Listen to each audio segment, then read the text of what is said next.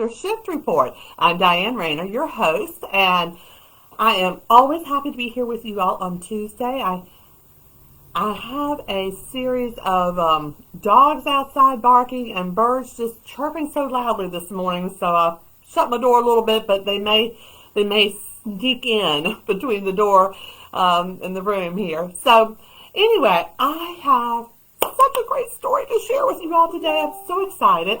I think you're really going to enjoy it. It could be a Kleenex commercial story, but it is a great one. Okay, so there's a mom who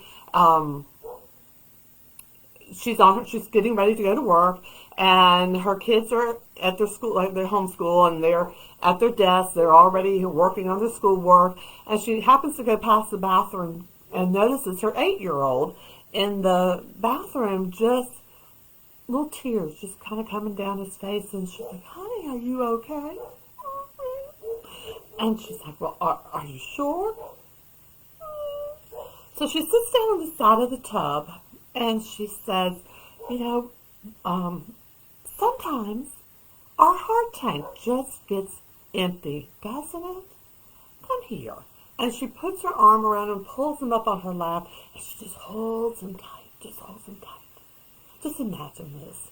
And of course that little boy just poured his tears even more, and she could just feel his body trembling beneath her, and he was just crying for all he was worth.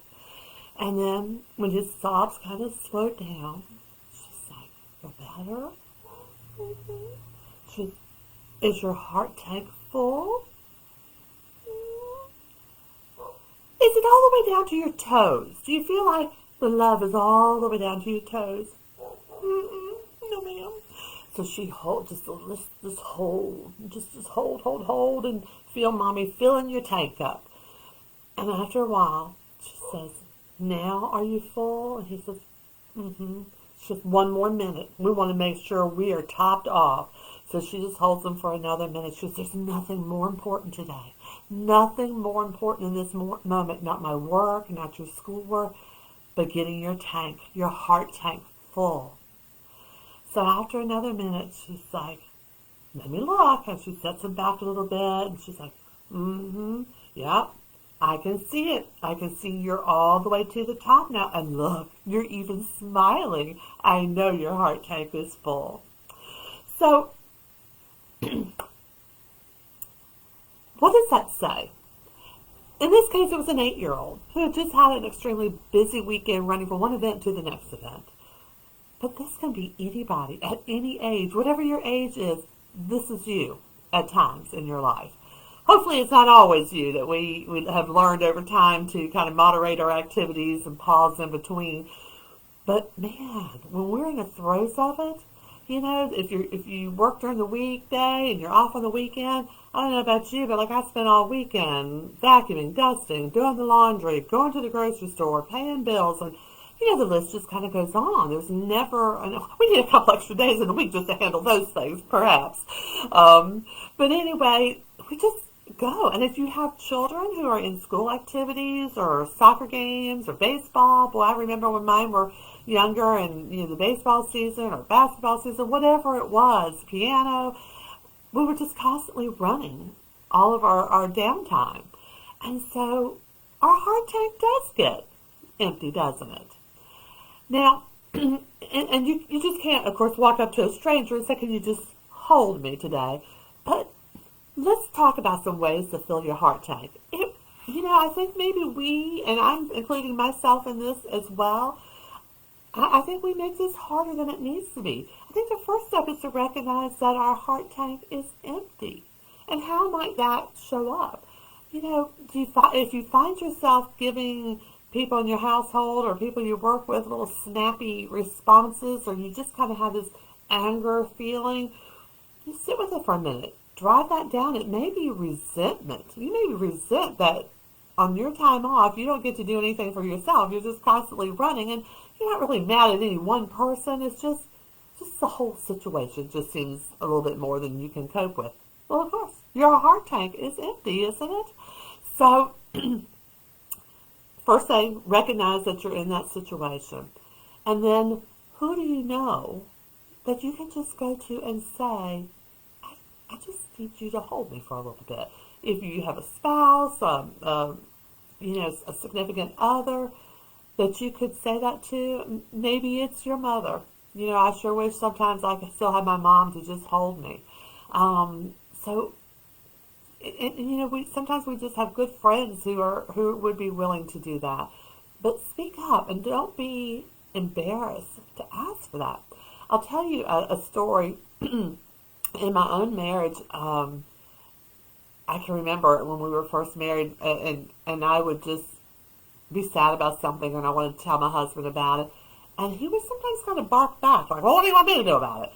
Well, it took me a while to figure out it's not that he was insensitive or didn't care, but he wanted to always fix things, and he didn't know maybe what to do in that situation to fix it. And I said to him, I said, in those moments, I said, I'm not asking, I don't need you to do anything to fix anything. I just need you to hold me. So after telling him that, I remember the next time, I can't even remember where we were standing. We were in our bedroom. I just come out of the bathroom, and I was telling him something, and his initial, and he walked out of the bedroom, and then a moment later, he came back in, and he said, "Is this one of those times where I'm just supposed to do this?" I said, "Yes, that's all I need you to do." And so it's just a communication situation. He thought he had to fix everything for me, and I just needed him to hold me. So give people credit. Talk to them. Let them know how you're feeling, that, you need that. And that will make them feel like when things are hard for them, that they can come to you as well. So what else can you do to, fill your tank again?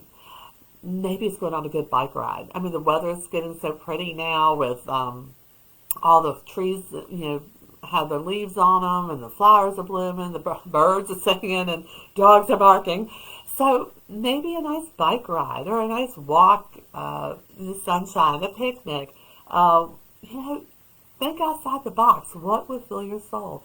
Is it, sometimes for me, just sitting down, reading something in the Bible, prayer, going to church, singing. Oh, sometimes I say, "Oh, Alexa, put me on something good from the 80s or whatever," and I'll just do my housework to some grooving tunes.